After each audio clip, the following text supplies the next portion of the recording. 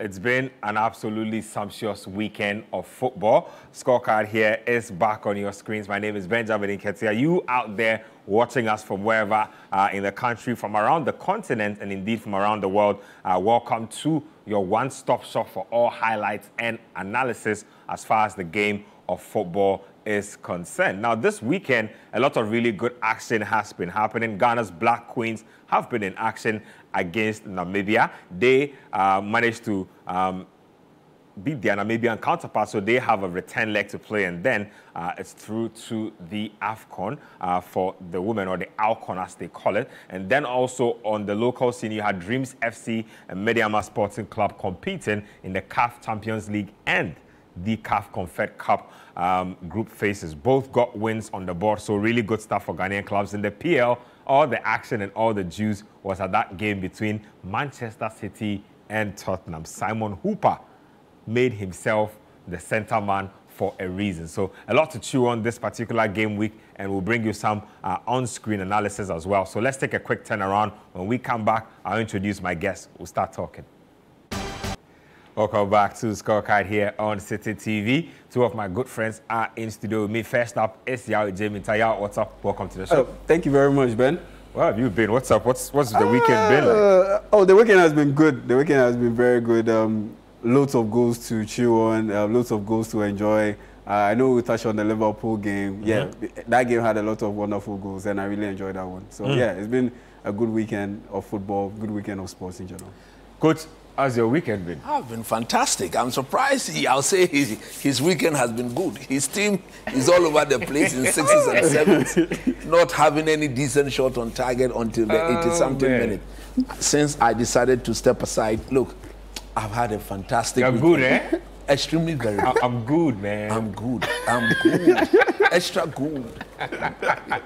Well, Coach says he's extra good. And on that note, let's get with the Black Queens and Nora Hauptle. They were up against Namibia. They won that game by 3-1. Let's check out the highlights of that encounter. So the Black Queens getting a 3-1 victory in that particular encounter. They have a return leg to play in Namibia, but it's a strong position to be taken to that return leg. They win this one, and they are through to the ALCON. Yeah, big results for the Queens. One step in the tournament. They just need to see this off. Yes, and they are already in South Africa, getting ready to move over to Namibia to play that return encounter. And it's not surprising to see the Black Queens getting a 3-1 win over Namibia. I mean, it was quite expected, looking at how they've performed to this point. I honestly didn't see the Namibians posing a major threat to the Black Queens. Looking at how Nora Hauptle has built this team, I think making it to the ALCON, yeah, I wouldn't say it's a given, but at this point in time, I think they will definitely qualify. And it's when they make it to the ALCON, that's when the true test will come to the fore, because at this point in time, looking at the kind of opposition that they've played against, I expected the Black Queens to get to this point and be on the verge of qualifying to the ALCON. And so I'm not surprised with the turn of events that the Black Queens have experienced, and I expect them to be able to get the job done in Namibia. The only downside, or the only negative in that result, or in that game they played, was they conceding a goal. That was the only blip. But aside that, everything was on point. And honestly, I honestly believe that they'll be able to get the job done. It's when we get to the ALCON, that's when the bigger test lies. But I think before they get to the ALCON, they will be able to get some friendly games and be able to test their mettle against those top teams before we get to the AFCON. And I think they will be able to do good. Coach, snappy thoughts on the Queens? I agree with everything y'all said. Basically, to come down to what happens at the ALCON, and for me, nobody should get carried away. I've always said this. Yeah. Don't get carried away. This team, if you just oppose whatever they've showcased to us against the big guys or the true women in Africa, we are still not there yet. Yeah. I've seen the Moroccans, I've seen the South Africans, I've seen the Nigerians, I've seen the Cameroonians, I've seen, look, the Zambians. These are the teams we Those are the powerhouses. Go past. It's rather unfortunate. Some time gone, we were together with the Nigerians the two most powerful teams when it comes to the women's game. But we've not done things properly, and we've backslided and allowed the likes of South Africa, Cameroon, Zambia, Morocco to overtake us. So it's good. They've gotten a good result. I don't think the Namibians have what it takes to beat us 2-0 without a reply. This team is good enough to handle this Namibian team in the second leg, and I expect them to go there and get whatever result is necessary to enable us go and qualify to the AFCON. It is when we get there that is where the proper scrutiny will begin, because I think you need to be in the top 3 or the top 4 to go to the World Cup. And then, does this tournament also take you to the Olympics? To an extent.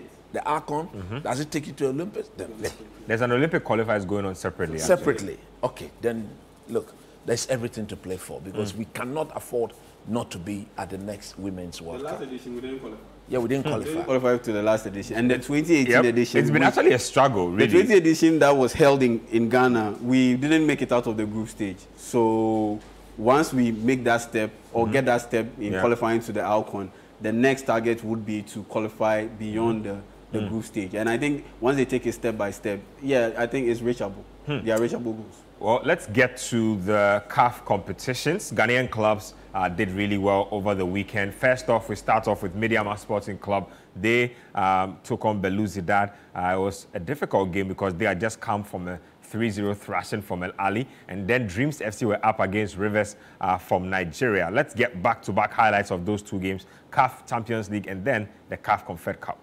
So a good weekend overall for Ghanaian clubs. Coach, let me start off with you. Pardon us for the highlights there. CAF don't upload these games, so we have to dig and find highlights from somewhere to show you. So do pardon us for those highlights. But Midiama getting a really strong win, 3 points on the board after losing. Big win for them. Look, they had to win.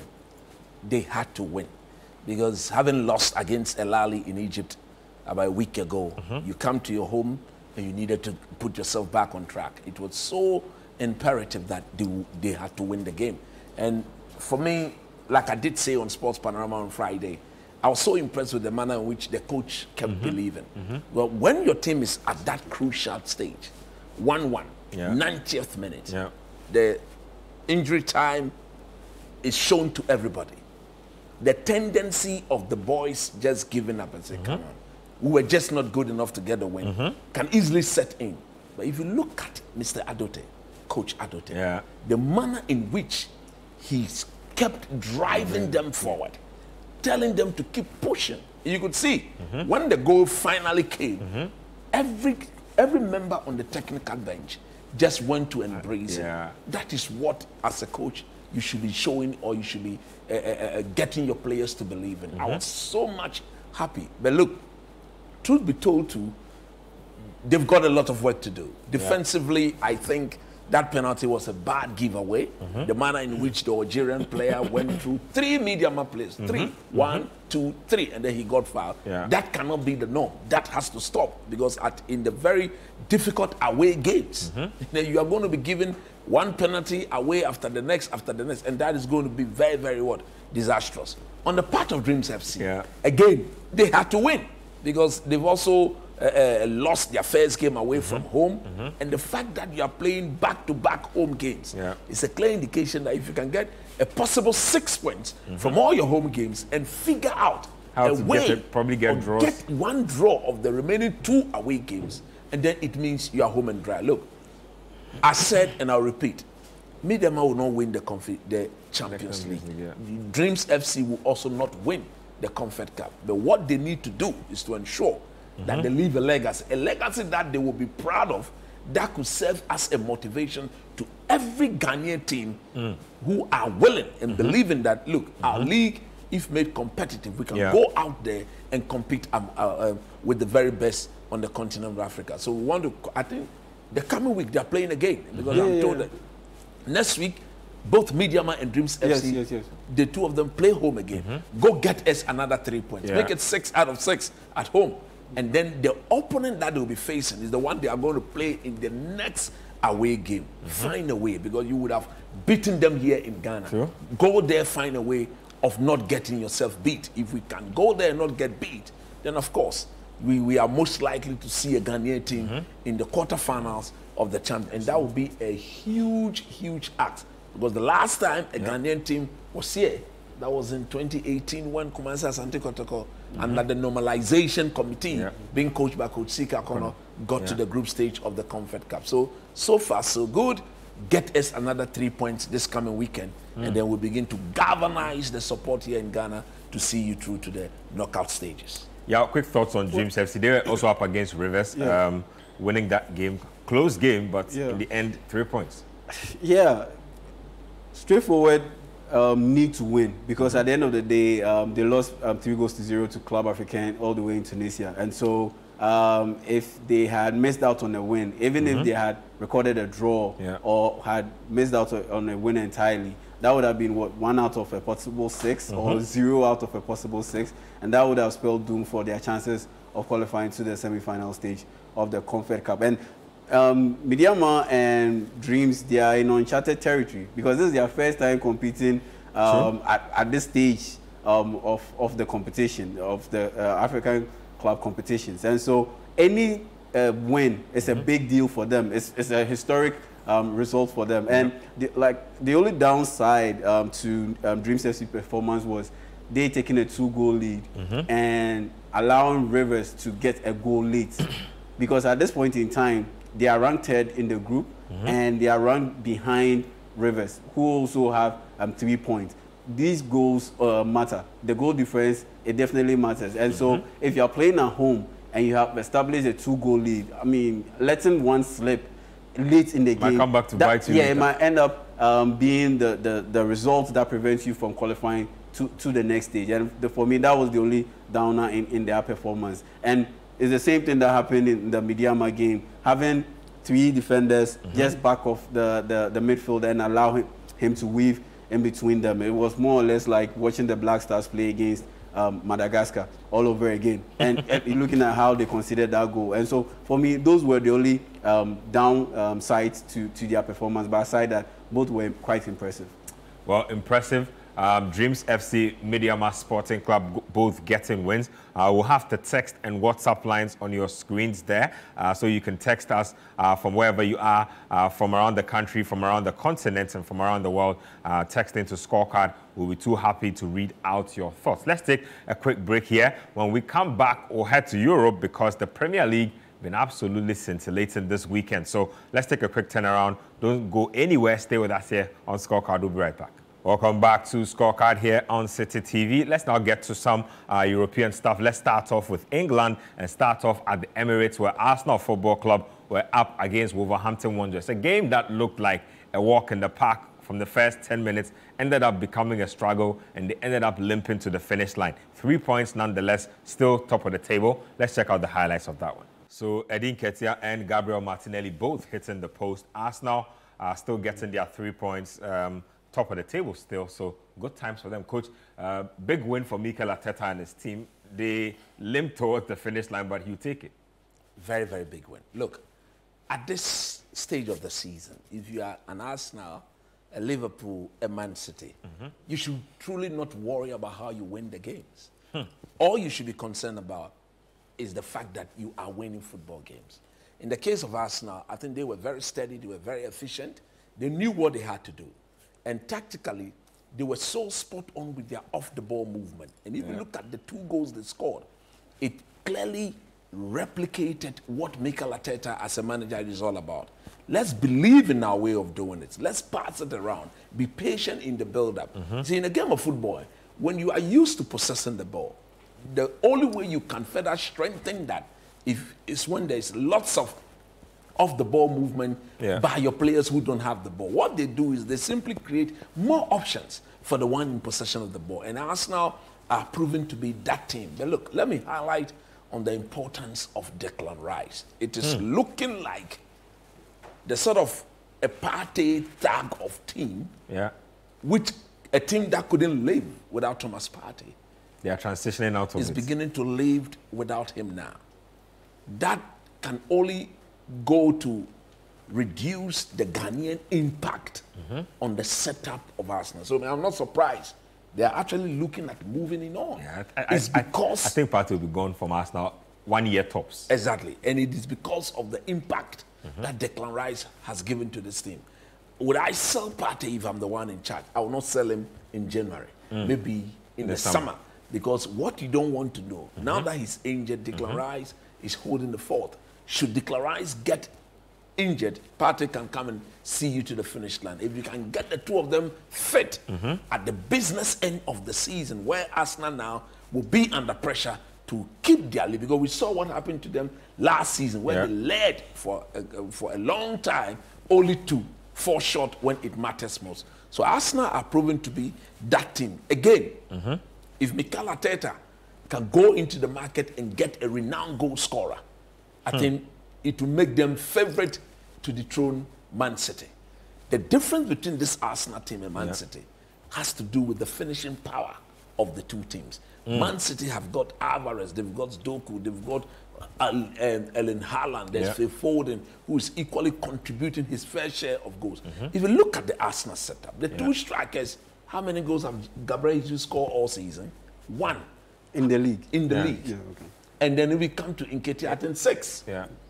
Compare that to Haaland. Compare that to what Alvarez. Compare that to their direct competitors. I think that Arsenal, if they really do want to win the league, they should go in for an out-and-out number 9, who at least in let's say between 19 to 18 games will guarantee them at least 10 goals. If they can get a 10-goal scorer in January, look, from the confidence with which they are playing and the fact that they wouldn't want to allow what happened last season to repeat itself if they are in any form of lead, I think you need to look at them to be the team most likely to dethrone Man City. As for Liverpool, yes, but look, the quality of the Liverpool defending, we will look at their games, need a lot to desire. I think what Jurgen Klopp is struggling with is to get Liverpool to keep clean sheets, because it's becoming a norm where, again, they have to be scoring 2-3, 4 to win football games. If that is the way you want to win the league, then I'm sorry, you are not going to win the league, because there will be times where just a goal should be more than enough to get you your 3 points in your bag. So this league is taking shape and it's going to get even more interesting as we go on. Yeah, I mean, snap thoughts on Wolves as well. We're not really sure what to expect from them. Mateus Cunha not too clinical, getting a goal on the day, but in the end, they lost the game. But would they be happy with how this game played out or not?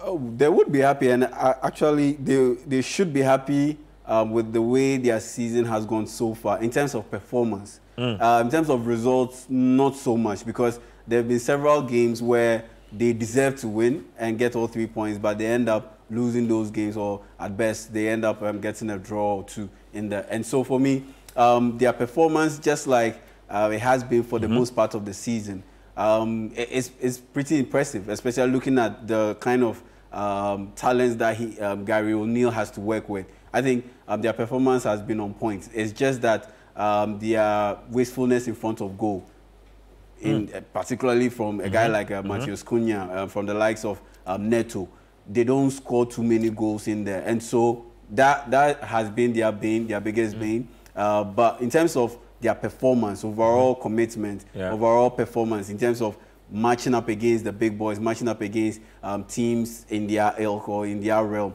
I think they've been a pretty good side this season. Not so much in terms of results, but in terms of performance, I think they should be good enough to be able to stay up in the league this season. But for us now, getting a goal scorer in January, it will be difficult, because they spent a lot of money in the past 2 transfer windows, and it's time to reel back or scale back on the level of expenditure. If they are going to spend, they have to let some players go. And at this point in time, Thomas Partey is a likely candidate to be sold. Emil Smith-Rowe is another one. I think they need to sell these players before they can go out there and get a competent goal scorer.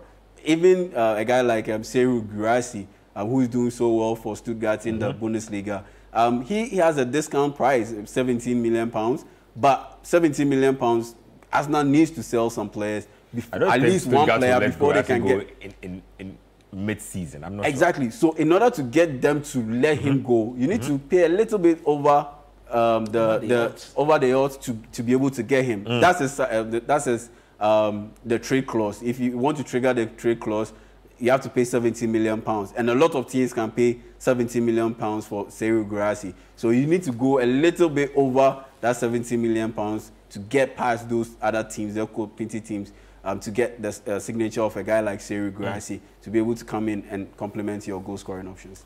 Well, let's move on to St. James's Park, where Newcastle United renewed their mini rivalry with Manchester United. It's been a really good game over the years, always serves up an absolute feast. This one was no different. In the end, Newcastle United showed that they are the superior team these days, getting the all-important goal and the all-important 3 points. Let's check out the highlights.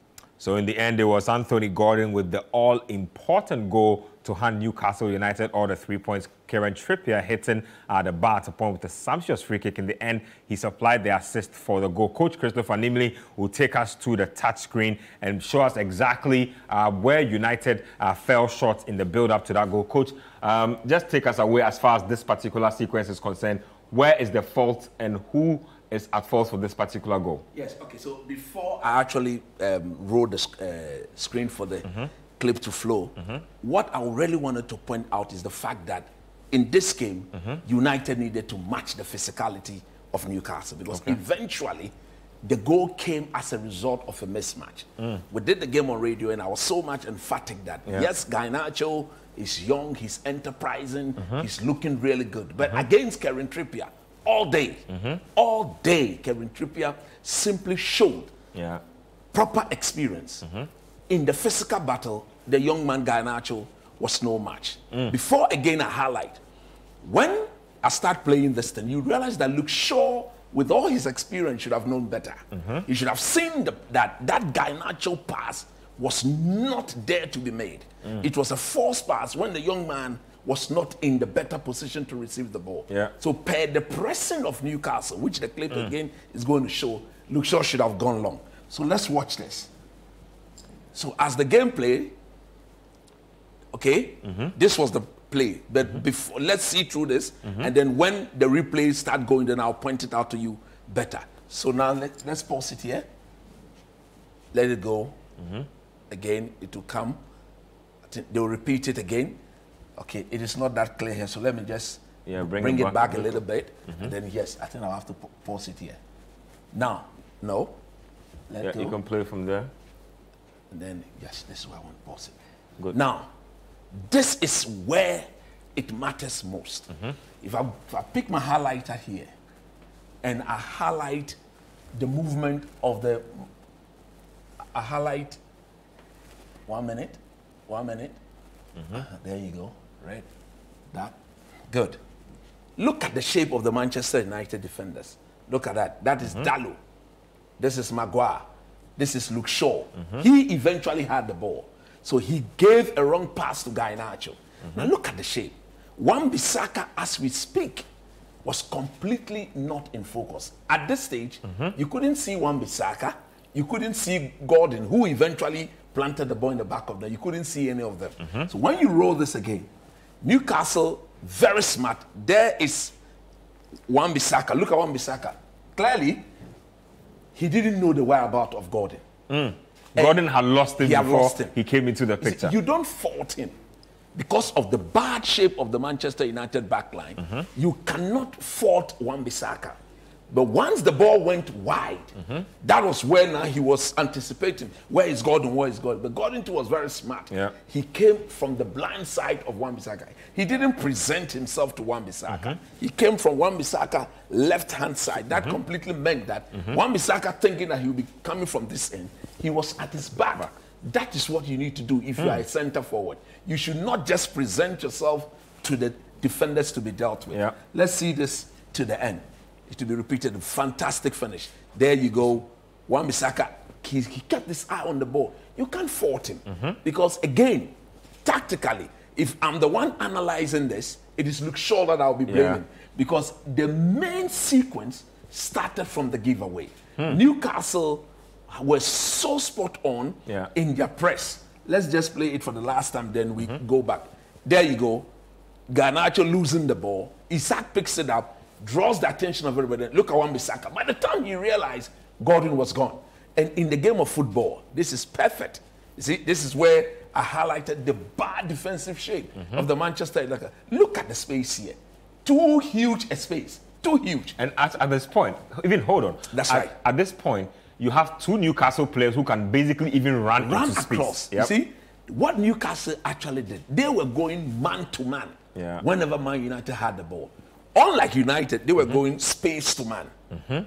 Anytime Newcastle had the ball and they needed to build from the back, United gave them space. But when the ball went to Andre Onana and Man United needed to build from the back, the Newcastle team ensured that, look, there was no space for any Man United players to maneuver about. Look at how bad the shape is in 6s and 7s.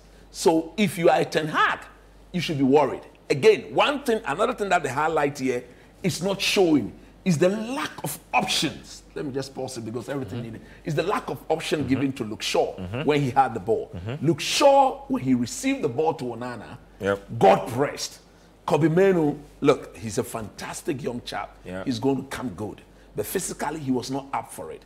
Once they block the options of Luke Shaw going to Kobe Menu, Scott McTominay, we've always highlighted his lack of tactical discipline. He's never been disciplined tactically. He never sets to receive the ball in transit. He rather thinks that once the ball gets to you, he's on the move, kick the ball to wherever he is. Again, Ten Hag on the day yesterday, I said it and I'm going to repeat here. I think it was a game meant for the Moroccan international. If Amrabat had started this game, United tactically would have moved forward with the transition and the building from the back in a much more better way. So that is all that we need to say about the goal. Again, Gordon, free flow, simple tap in, and Newcastle 1-0 up. Perfect goal. Fantastic. From a team. Fantastic. Thank you very much, Coach. I think you can probably take your seat now. Let me see if I can get some more thoughts from a few of my people. Just quick thoughts on Manchester United. There no Anthony starts in that game. Eventually they lost, but Newcastle United, I don't know if anything caught your eye about what they did. I think that Newcastle are a genuine threat because they've beaten a couple of big opponents. Now Chelsea, they have added Arsenal. now they have added Manchester United to that casualty list. Oh yeah, they are a proper legit threat because if you beat Arsenal, you beat Chelsea, and now you've added Man United to your gauntlet list, then definitely you are a threat. For this time around, not a top 4 finish, but an improvement on what they achieved last year, which was a top 4 finish. So this time around, you should look at Newcastle and be concerned if you are a Liverpool or if you are an Arsenal that's battling for that second spot, supposedly behind Manchester City, because I still see them as favourite to win the title, despite the fact that they aren't playing to their maximum level. But for Newcastle, I think it's just down to the athleticism, the commitment, and their ability to just keep on running and running, providing options defensively and offensively. Because if you are Man United and you consistently see Man United lose track of their men, the people that they've been taxed individually to man mark, they are losing them consistently. When there's an attack, they are building an attack, you do not see Man United players consistently running off the ball to provide options for the ball carrier. So you find out that the ball carrier has to do so much.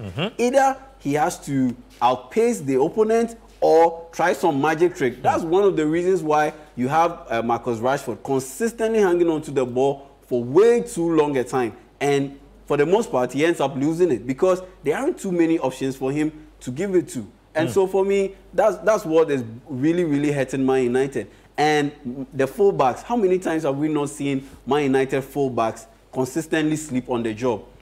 In the Europa League against Sevilla, we saw Luke Shaw concede a goal from a similar situation. Copenhagen, just this season, the Champions League, we saw Diego Dalot do the same thing. And yesterday, we saw Wan-Bissaka do the same thing. So honestly, the fullbacks need to do a proper job or a better job when it comes to concentrating and trying to mark the runs of the men that they've been charged to police or to be able to play against. And honestly, that's not a good thing for Man United. And overall, the commitment The commitment is a big issue. You can be quality, you can be you can have the best of talent, but if you are not committed, football is a physical sport. You have to run. If you don't run, how are you going to get the ball? If you don't run, how are you going to progress the ball? And Paul Scholes rightly summed up their performance of Man United, and he branded it as a lazy performance. And it was true. It was a very lazy performance. Marcus Rashford had a bad game and had a bad body language simply because all he had to do all day was track the runs of Livramento. And on top of that, he wanted to be on the opposite side and be that inverted winger, that spot where Garnacho was. And it all played into that bad performance. I noticed that he was sulking the whole game. It was actually almost as if he was unhappy with the position he was being asked to play. And at this he point was walking, he was jogging. His performance, would you play him ahead of Garnacho in that position? No. So it comes down to the manager. Bench him. Play Anthony, play Garnacho. Well, that's what Eric Ten Hag has to do. Big decisions in front of him. Let's get to more highlights from the games that happened. Let's check out that game between West Ham United and Crystal Palace. Mohamed Kudus getting on the score sheet once again. And then let's get to Chelsea versus Brighton and Hove Albion. We don't have the West Ham game. We'll bring you that Chelsea versus Brighton and Hove Albion game. Let's get to the highlights of that particular one. So Enzo Fernandez getting 2 goals. He doesn't score a lot of goals, so getting 2 on any given day is a big deal for the Argentine international. A lot of people were beginning to question his performances. Some said that he was bought for big money. The performances had been indifferent so far. They had been good enough to pass, but not good enough for that kind of price tag. No, but he was not worth that amount of money. I think he's a 50, 60 million pound player. There was a release clause they had and to then pay. there was desperation, and so they decided to pay the release clause. Trigger it. Look, again, don't get me wrong, it was a fantastic win. Chelsea needed to win. They needed to bounce back because they got humbled last week by Newcastle at St. James's Park. So if you have United next, you need to get some form of rhythm into your game before you visit Old Trafford. I was very happy with the manner in which they went about their business. But again, the continual recurrence of you scoring 3, 4 goals to win games would not get you anywhere. I look forward to the day where this Chelsea team will say that let's score 1 and we are good to go. Again, one would understand that they went a man down when the game was 2-1. At 2-1, a man down, they made it 3-1. So I think the second goal they conceded from a set piece. You see, look, as a manager, I'm always happy when my team scores from a set piece. But yeah, I'll believe you may, I'm always ballistic when we concede from a set piece. Because I believe that the team executing the set piece, especially like corners, executing, it is 10v10 outfield players. So we are 9. Sorry, the team executing the set piece, 9. I, the defending team, we have an advantage in terms of numbers. And normally, tactically, what coaches do is that you keep one of your attacking players up front, and that logically makes sure that the other team who is executing the corner kick have to withdraw one of its players. So in my box, as the defending team, I will have the numbers. So what I don't tend to understand is how the players couldn't make sure that there's no free header from the opposing team to concede that goal. If you look at that goal again, Chelsea could have dealt with it. Simple. They've got good headers of the ball. There's Disasi. Apparently, he was sleeping on the job because he was taxed by Thiago Silva to mount that part of the area. And as to how he allowed Pedro to sneak in front of him and just not, it means that he wrongly judged the trajectory of the ball. And look, defenders are told to attack these balls. When you are coming as a defender and you're attacking the ball, you have the advantage. The striker is trying to get to the ball and head it into the net. You can head it anywhere apart from. So everything points to the fact that as a defender, you have the advantage in dealing with set pieces like corner kicks and free kicks into your box. But again, at this level, if you sleep on the job, you pay for it. Chelsea themselves, I think they're going to miss Gallagher on Wednesday because at Old Trafford, you need that midfielder who will not only win ball backs, but bring some form of energy to whatever you do. Because this Man United midfield, Kobe Meno, Scott McTominay, tactically disciplined, very soft. You need that hard hitting. And again, they were lucky because I think Caicedo should have been sent off for a second bookable offense. So everything went well for the Blues today. Good win. Good 3 points. Yeah. Welcome to Old Trafford on Wednesday. Welcome to Old Trafford on Wednesday. See the man who is welcoming you to Old Trafford, the guy who says he has no, I don't support. Well, of course, everybody knows that Man United. You're just welcoming them. Yeah, welcome to Old Trafford on Wednesday. Don't you just love Christopher Nimi? Let's take a break here. When we come back, we'll read some messages and then we'll get into more on-screen analysis of some of the games that are yet to come. Manchester City, Tottenham, really good game. We'll delve into some of the goals in that particular encounter. Don't go anywhere. Scorecard still here on your screens. We'll be right back. Welcome back to Scorecard here on Citi TV. Now, all the action was at the Tottenham Hotspur Stadium. Very, very dramatic game. Referee Simon Hooper at the center of all the controversy. Now, the controversy basically was that Manchester City were attacking in the dying embers of the game. They had a chance to go win the game, and then there was a foul sequence involving Erling Haaland. He first played the advantage, and when Erling Haaland played Jack Grealish through one-on-one, he decided to call for the foul some way, somehow. Very weird officiating, but in the end, it was a 6-goal thriller. Brilliant stuff. Let's get to the highlights of this one. So Kulusevski gets in the big points there for Tottenham Hotspur. Coach has a few things to analyze as far as this game is concerned. Coach, take us to the screen. What do we have first? Yes, so we are going to look at the first goal scored by Spurs. Shocking, though. Look at what has happened here. These are the Man City players. 1, 2, 3, 4, 5, 6, 7, 8, 9, 10. All the 10 outfield players, look at where they are. These are all the Spurs players. They're also in their half. So Man City feel that they can see everything that Spurs are going to do. So they were safe. But look, at this level, when you lose possession of the ball defensively, you are weak. So once I roll this, you see what happened. Let it roll. Now we are going.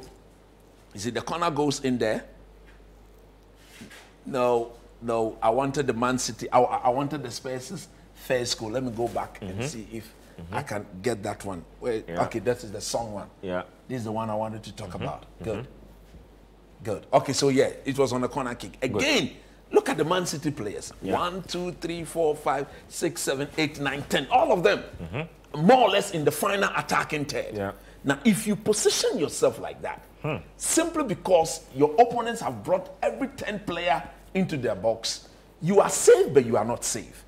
You are safe if you've got the ball on the rebound, but you are not safe when the ball goes away. So the corner comes in. Look at that. It went to a Spurs player. He touches it. 1, 2. Now look at the Man City players. They're all scrambling. All of them are in front of the ball instead of being behind the ball. So look at, if I pause it here, look at this. Now look at Son Heung-min. He's gotten the beating of Doku already. So Doku is a gunner. He's no longer interested. Now Kyle Walker does something so important as a defender. Look at Kyle Walker. Once I roll this, Kyle Walker here did not, I repeat, he didn't sell himself. He made sure he positioned himself in between Lisoso here and the ball, more or less compelling Son Heung-min not to pass the ball to Lisoso, but to go direct. Tactically gave Ederson, the Man City goalkeeper, the chance. So he should have made the save. Because he went near post as well. It went straight to him. So he should have made the save. If I'm the coach and I'm analyzing this again, first point to be noted here, the Man City organization on the defensive sector was poor. I think these guys, these two here, let me pause it a bit. These two Man City players, I think this and that, one of them should have been in and around this particular area here, this area here, somewhere there. One of them should have been there. Yeah, because if you watch this, there are 3 Spurs players there. Exactly. One of them should have been there waiting to what? Volley the ball back on go if it bounces. You see, it's about winning the second ball. So if you cannot win the second ball, you are in big trouble.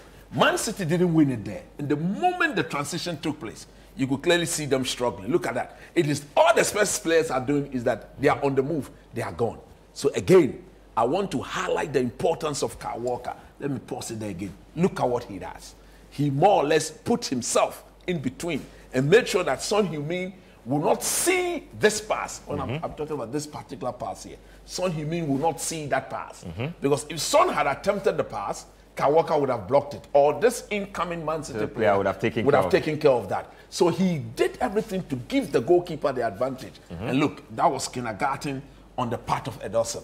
The ball virtually went under his arm. It's a routine save. Watch it again clearly.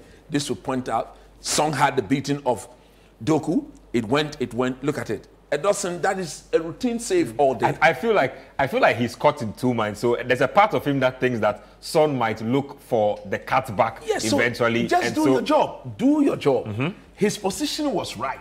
He had protected the first post, compelling Son to go across his body. So when they came there, it is a routine save. So you should have that. Now the next one I want to highlight is the Man City Foden's goal.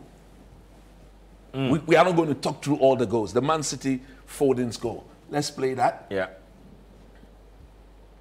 Okay, now watch. Man City, I think here, let me pause this. The Spurs player who came and committed this tackle here, he was too weak. If I'm the one doing the coaching, I'm going to go for him. You don't lose such 50-50 balls in front of your 18-yard. Because the moment you don't win it, and your opponent takes it or picks it up, you are in big, big trouble. So now you really saw that. Now look at the movement. Look at the movement of Alvarez. Goodness me, is that not delicious? Let me draw this back. Yeah, just draw this back and highlight it for us again. And then let me highlight it for you. So look at it. Look at Alvarez. This is Alvarez here, right here. This is Alvarez. Look at him. Look at the Spurs players. 1, 2, 3, 4. Everybody eyes on the ball. Yep. He just located this very simple pothole here. Look at that. He located that. And Doku, look, if players are playing at this level, we call these passes intricate defensive splitting passes. Doku virtually passes the ball through all the Spurs players. Takes 4 players out of the pass. And the moment it got to Alvarez, then Foden was there, control, pop into the back of the net. This is what off-the-ball movement guarantee. So every team, every coach is encouraged to tell his players to keep moving when they are in possession. I think the last goal I'm going to highlight because of time is the Lisoso one. The one that made it, no, I'll highlight the last goal. The Kulusevski goal. Defensively, too, there are so many things to point out there. So let's roll. Now, as we roll, look at that. Now, if you look at the shape of Man City here, they don't have any problem. Defensively, they are solid. Yeah. So there's absolutely no need to panic. This is Kulusevski. I want to highlight it. I'm not getting the card. This is Kulusevski. He's completely out of focus. There's absolutely no danger. It is virtually a 4v sort of 3. Let me put it that way. Rodri, Grealish, and I think this is Alvarez Rodri and Grealish. They are in front of the ball and not behind the ball. But because Man City have 4 defenders, you don't panic if you are the coach. Now, the one that created the biggest problem or the lack of awareness was Nathan Ake. He should be, you see, he is under no pressure. It's good to keep your eyes on the ball, but the ball is far away from you, some, let me say, 25, 30 meters away from you. So Ake here should be actually looking around for the next most dangerous Spurs player. And that player is not the player in possession of the ball. It is the player that he had tactically better left to close the gap through the middle so that Spurs don't go through the defenders. But he should have kept his eye on the player. So look at it. It rolled. You see, he's looking, but he's not looking. And he's still on his blind side. His trail marker. Boom, into the back of the net. Nobody's picking him up. Nobody's. And again, lack of communication from Rodri. And at least if Ake is not being aware of the situation, let me roll it back a bit. If Ake is not being aware, now here, Rodri, Alvarez, at least one of them should be pointing out to him that keep somebody's your eyes behind you. Yep. Keep your eyes on Kulusevski because Kulusevski is the most dangerous player. No, but coach, if you look at the heads of the Man City players too, I don't blame them because everybody looks like they are looking at the Spurs player with the ball. At this level, if you've got a player here, and there's Kyle Walker, there's Neves or whoever is there, then there's Ikanji. That player is not the most dangerous player. The player knows that he cannot attempt to dribble past these 3 guys. So the best thing he can do is to whip him the cross. Yeah. So Ake here should have known better. Assuming Ake didn't see him, this is Jack Grealish. Point it out to him. That Kulusevski. Watch your back, Kulusevski's coming. You. He's the most dangerous. And if you look at the cross was meant to pick Kulusevski up. So there you go. You roll it again, and then look at Ake. By the time he was still not looking behind. Bang into the back of the net. Fantastic. Again, defenders are told that when the ball is out wide, your opposite flank, when your center back shift, it's good for you to shift in order to narrow the gap or prevent your team from going through the middle. But as you do that, you should be watching. Watch at least. Always have your head on the swivel. We saw the likes of Javi, even on receiving the ball. Javi always looks around. He does it. You don't need to turn 360. Just do this, and your vision takes you that far, at least 180, and you can see what is happening. And Ake, you could clearly see him struggling. And look, truth be told, you may want to take the shine of the Spurs' 3-3 draw because of that last opportunity that the referee denied Man City. But the bravery, the courage, the audacity for Postecoglou to tell his boys to go toe-to-toe with Man City at the Etihad needs to be credited. We listened to Kulusevski and Son after the game. They said that during recess, the only simple instruction given to them by Postecoglou is, say, guys, keep playing. Keep playing. Forget about what is happening. I'm the manager. I'm saying, go out there and express yourself. Keep playing, and we are going to get there. And this is a massive, because if they had lost this, it would have been 4 in a row. After starting the season so well, if there's any venue they needed to go to in order to put an end to that losing trend and begin to come back to winning ways, this is the venue of the champions. Congratulations to Postecoglou and his boys. Brilliant stuff for Coach Christopher Nimley.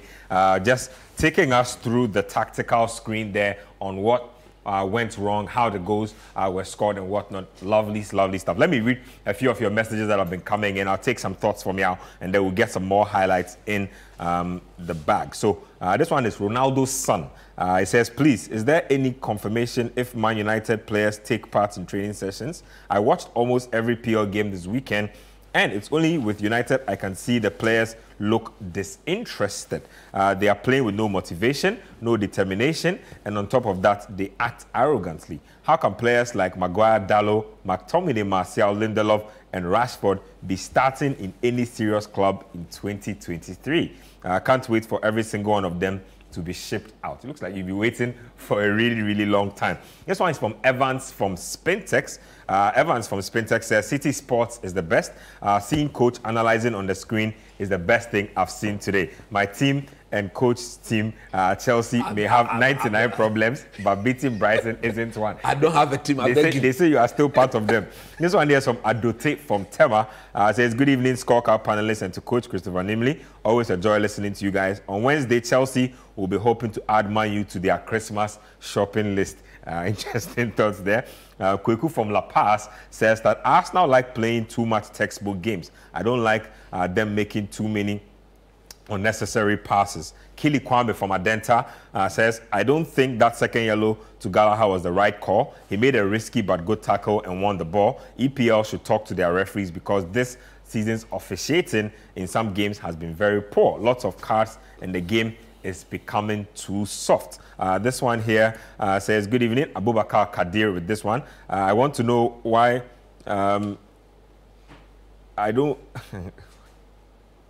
Oh, he says we don't discuss Liverpool. That's not true. We discuss Liverpool all the time. We'll bring you some Liverpool highlights in subsequent editions. This one here, Yakubu Hussein from... Yakubu Hussein says, good to see Coach back on the show. My Arsenal is feeling lonely on top of the EPL log. Okay. They've started again. They've started again. Reina from Cabre East says that Joao Felix is creating problems for himself with his celebrating against his parent club. You are playing on loan and you are misbehaving like that. Who taught you that? Okay, so somebody not happy with Joao Felix celebrating when Barcelona won. No, come on, allow him to against Atletico. Well, let's get to more highlights there. Let's get to 2 more highlights to wrap it up for the day. Monza against Juventus ended 2-1 in favor of Juventus, and then we'll get Real Madrid versus Granada as well. So Monza, Juventus, Real Madrid, Granada, back-to-back highlights. Let's get it. Yes, so Juventus coming back, Gatti getting the second bite of the cherry, ball in the back of the net. Yeah, let me just take your thoughts on that one. Juventus doing pretty decently in the Serie A after all their troubles, staying away from Europe and whatnot. Big comeback win for them. Yeah, big comeback win for them. And looking at the time they conceded that equalizer, it could have easily broken them, but they managed to find a way to get back into the game and get the winner. And so I look at Massimiliano Allegri's team. I think they've been able to do a very good job of riding the wave, because when the season started, it was just chaos everywhere. The off the pitch issues, their legal troubles, financial troubles, but Allegri managed to steady the ship, and now they are winning. Now the talent is coming through, and so I think they are doing a very good job.